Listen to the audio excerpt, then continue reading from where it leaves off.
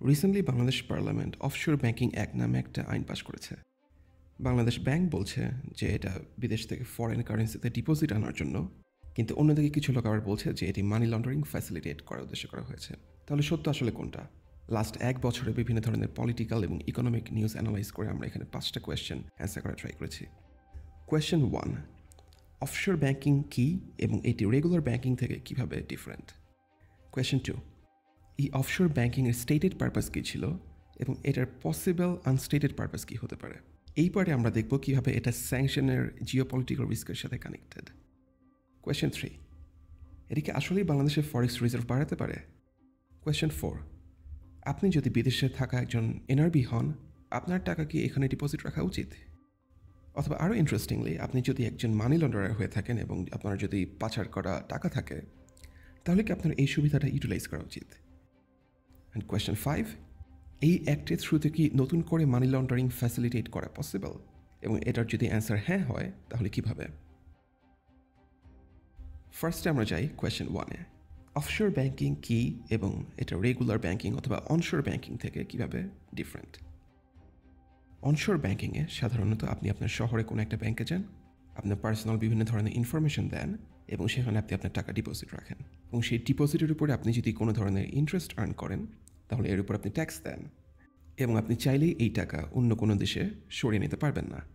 On the contrary, offshore ব্যাংকিংয়ে আপনি যদি একজন অ্যাকাউন্ট হোল্ডার হন, আপনি আপনার বিদেশি কোনো একটা ব্যাংক থেকে অফশোর ব্যাংকে আপনার ফরেন কারেন্সিতে ডিপোজিট করবেন এবং এই ফরেন কারেন্সির উপর আপনি ফরেন কারেন্সিতেই যেই ইন্টারেস্ট আর্ন করবেন সেটার উপর আপনাকে কোনো ধরনের ট্যাক্স বাংলাদেশ সরকারকে দিতে হবে না। আবার ইচ্ছা হলেই আপনি আপনার এই ডিপোজিটের টাকা বাংলাদেশ ব্যাংকের কোনো ধরনের পারমিশন ছাড়াই আবার ফেরত নিয়ে যেতে পারবেন আপনি যেখান থেকে ডিপোজিট এনেছেন সেখানে।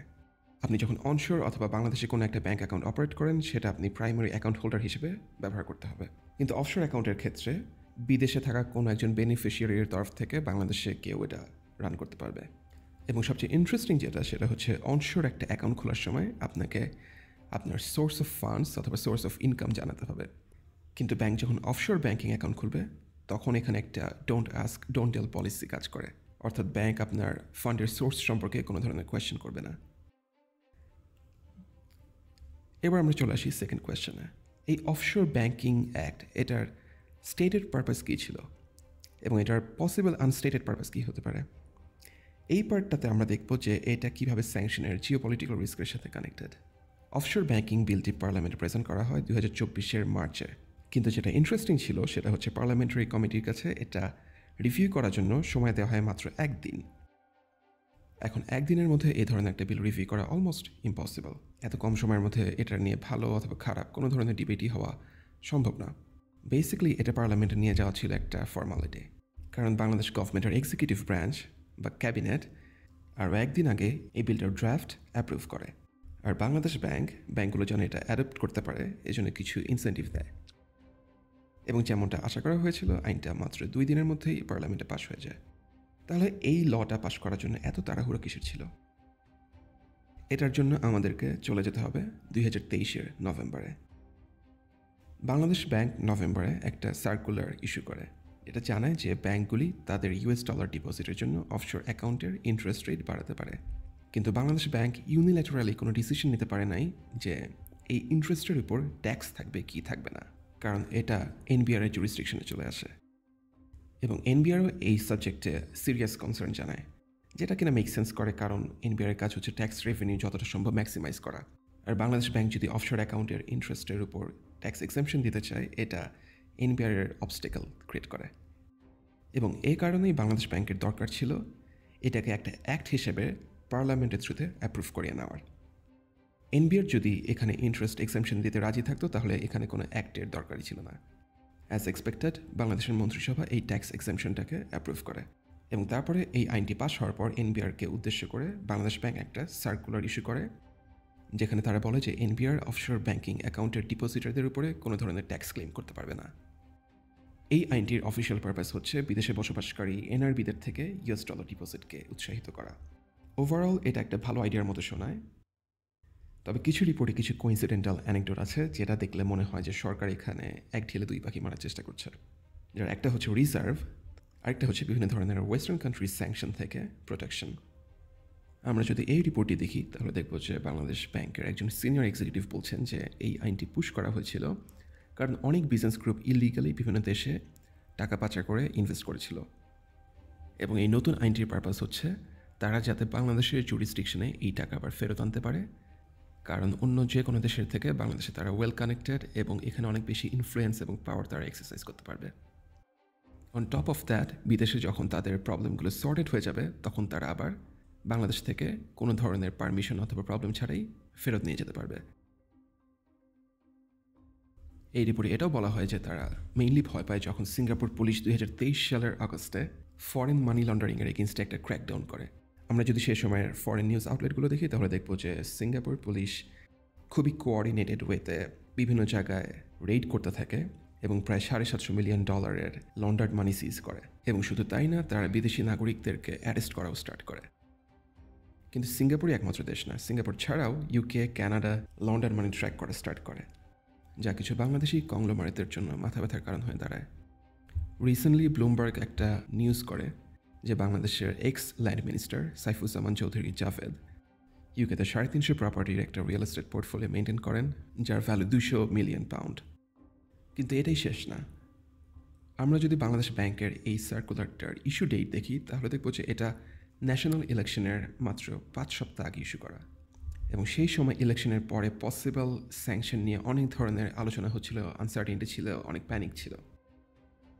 বণিক বার্তার এই নিউজটা ইন্টারেস্টিং কারণ এখানে একটা অ্যানেকডোট আছে যে বাংলাদেশের ব্যবসায়ীরা যারা মানি লন্ডার করে বিদেশে অ্যাসেট পারচেস করেছেন তারা সে সময় প্যানিক করছিলেন যে ওয়েস্টার্ন কান্ট্রিগুলি স্যাংশন অথবা ভিসা রেস্ট্রিকশন এগুলোর আন্ডারে তাদের অ্যাসেট সিজ করবে। এরপরে ডিসেম্বরে আমরা আরএমজি ইন্ডাস্ট্রিতে পসিবল ইউএস স্যাংশনের বিষয়ে বিজিএমইএ চেয়ারম্যানকে কিছুটা কনসার্ন হতে দেখি। বাংলাদেশের হিস্ট্রিতে প্রথমবারের মতো কোনো বায়ার তাদের কন্ট্রাক্টে এমন কন্ডিশন অ্যাড করে যে বাংলাদেশ যদি কোনো স্যাংশনের আন্ডারে আসে তাহলে তারা এলসি পেমেন্ট প্রসেস করতে বাধ্য থাকবে না। এই স্যাংশন রিলেটেড রিস্ক এবং প্যানিক স্পেশালি বেড়ে যায় যখন বাংলাদেশের ওয়াশিংটন হাই কমিশন একটা সিক্রেট মেমো বাংলাদেশ কমার্স মিনিস্ট্রিতে পাঠায় এবং জানায় যে বাংলাদেশের একটা ট্রেড স্যাংশন আসতে পারে। এরকম একটা প্যানিকড সিচুয়েশনে কিছু বিজনেসম্যান যারা গভর্নমেন্টের সাথে খুবই ওয়েল কানেক্টেড তারা বাংলাদেশ ব্যাংকে একটা রুল ক্রিয়েট করার জন্য পুশ করে, যেটা থ্রুতে তারা কোনো স্ক্রুটিনি ছাড়াই তাদের ফরেন অ্যাসেট বাংলাদেশে নিয়ে আসতে পারবে এবং আবার বিপদ কেটে গেলে কোনো ধরনের স্ক্রুটিনি ছাড়া বিদেশে নিয়ে যেতে পারবে। এই কারণে বাংলাদেশ ব্যাংকের অফশোর অ্যাক্ট কোনো ধরনের প্রশ্ন ছাড়াই অফশোর অ্যাকাউন্ট থেকে ফান্ডের রিপ্যাট্রিয়েশন পারমিট করে। এটার মাধ্যমে টাকা পাচারকারীরা এরকম একটা মেকানিজম ক্রিয়েট করে যাতে করে তারা যদি কখনো কোনো ধরনের স্যাংশনের আন্ডারে আসে তাহলে তাদেরকে প্রোটেক্ট করার দায়িত্ব পড়বে বাংলাদেশ ব্যাংক, বাংলাদেশ গভর্নমেন্ট এবং বাংলাদেশের ফাইন্যান্সিয়াল ইনস্টিটিউশনের উপর। এবার আমরা আসবো কোয়েশ্চেন 3-তে। বাংলাদেশের রিজার্ভ কি আসলেই এটা থ্রুতে বাড়তে পারে? ফরেন কারেন্সি ক্রাইসিসে থাকা দেশগুলোর জন্য এটা খুবই কমন একটা স্ট্র্যাটেজি। এর আগে পাকিস্তান এবং শ্রীলঙ্কাও এটি ইমপ্লিমেন্ট করেছিল। তাদের জন্য খুব যে ভালো কাজ করেছে এটা বলা যাবে না, অন্যদিকে ইন্ডিয়ার জন্য আবার এটা বেশ ভালো ফলাফল দিয়েছে।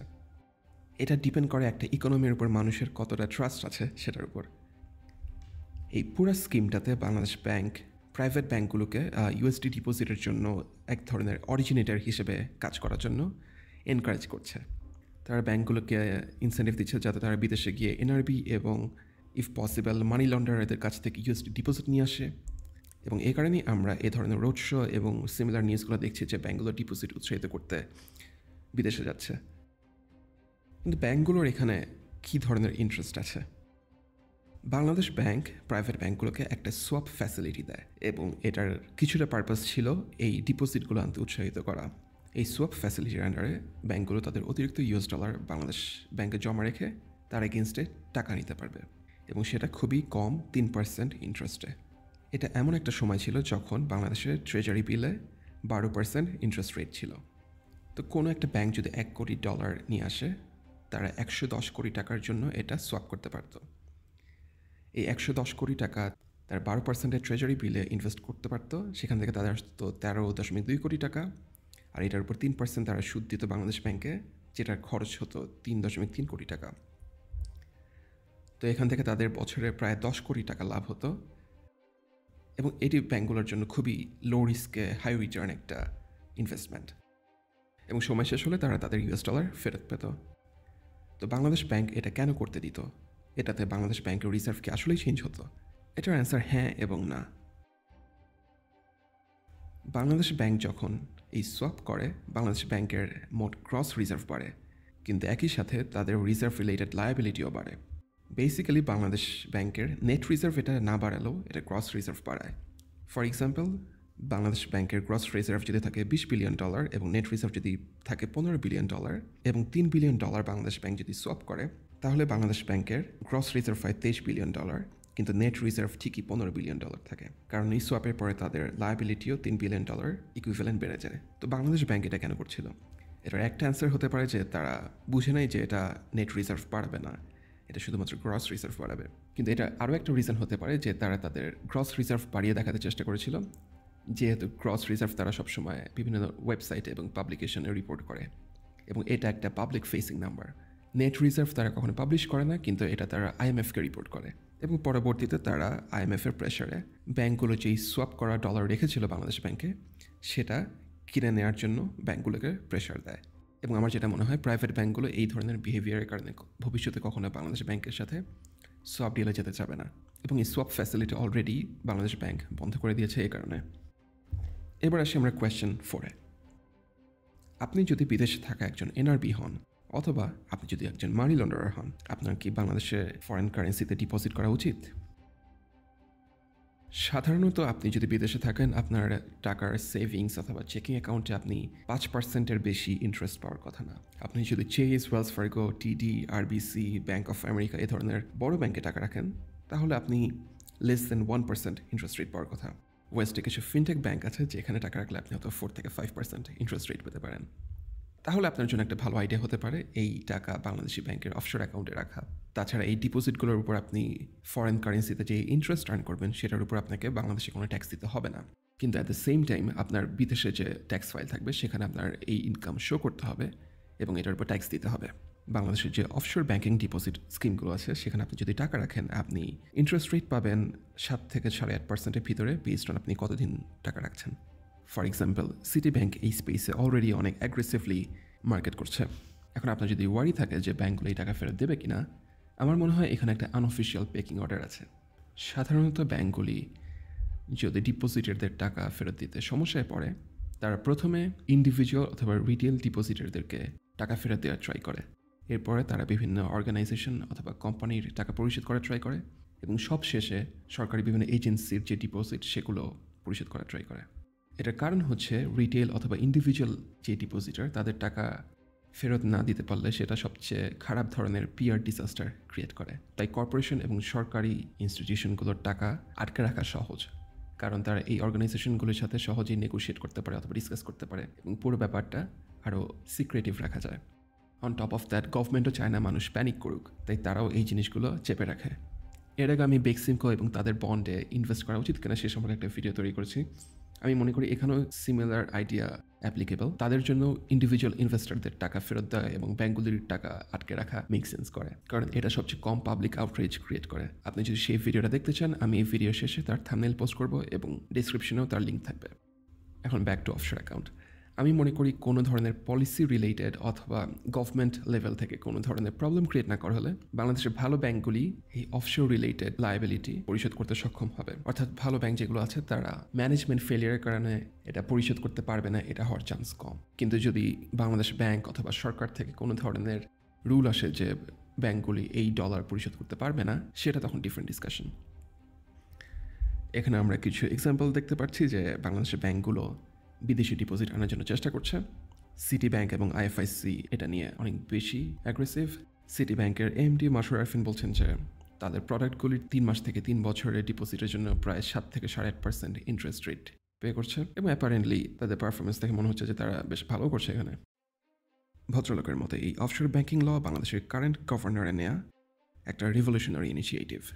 কিন্তু আমরা যদি রোড শোগুলোর দিকে তাকাই তাহলে দেখবো যে সেখানে যারা পার্টিসিপেন্ট তাদের দুশ্চিন্তা হচ্ছে যে সরকার এবং সরকারি বিভিন্ন এজেন্সি এই টাকাগুলো এবং এই ট্রানজ্যাকশনগুলো মনিটর করবে কিনা।